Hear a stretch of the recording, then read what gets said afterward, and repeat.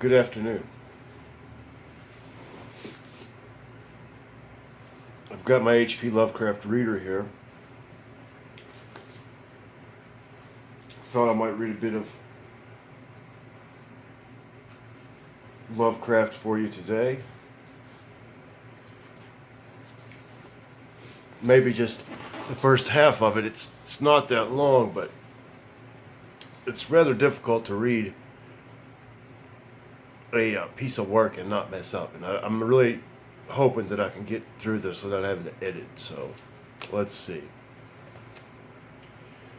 The Statement of Randolph Carter by H.P. Lovecraft. I repeat to you, gentlemen, that your inquisition is fruitless. Detain me here forever if you will. Confine or execute me if you must have a victim to propitiate the illusion you call justice. But I can say no more than I have already said. Everything that I can remember I have told with perfect candor. Nothing has been distorted or concealed. And if anything remains vague, it is only because of the dark cloud which has come over my mind, that cloud and the nebulous nature of the horrors which brought it upon me. Again I say, I do not know what has become of Harley Warren, though I think, almost hope, that he is in peaceful oblivion. If there be anywhere so blessed a thing, it is true that I have for 5 years been his closest friend, and a partial share of his terrible researches into the unknown. I will not deny, though my memory is uncertain and indistinct, that this witness of yours may have seen us together, as he says, on the Gameville Pike, walking toward Big Cypress Swamp at 11:30 on that awful night. That we bore electric lanterns, spades, and a curious coil of wire with attached instruments, I will even affirm. For these things all played a part in the single hideous scene which remains burned into my shaken recollection.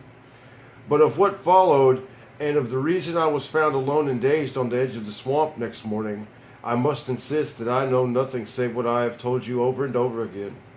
You say to me that there is nothing in the swamp or near it which could form the setting of that frightful episode. I reply, I know nothing beyond what I saw.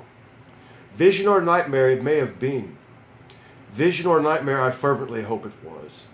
Yet it is all that my mind retains of what took place in those shocking hours after we left the sight of men, and why Harley Warren did not return, he or his shade, or some nameless thing I cannot describe, alone can tell.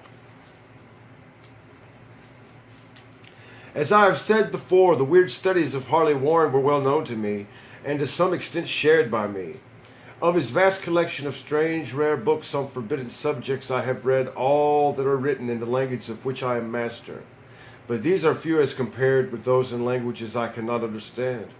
Most, I believe, are in Arabic, and the fiend-inspired book which brought on the end, the book which he carried in his pocket out of the world, was written in characters whose like I had never seen elsewhere. Warren would never tell me what was in that book. As to the nature of our studies, must I say again that I no longer retain full comprehension? It seems to me rather merciful that I do not, for they were terrible studies, which I pursued more through reluctant fascination than through actual inclination. Warren always dominated me, and sometimes I feared him.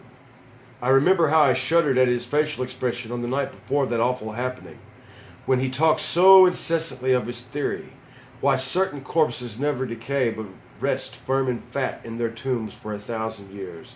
But I do not fear him now, for I suspect that he has known horrors beyond my ken. Now I fear for him.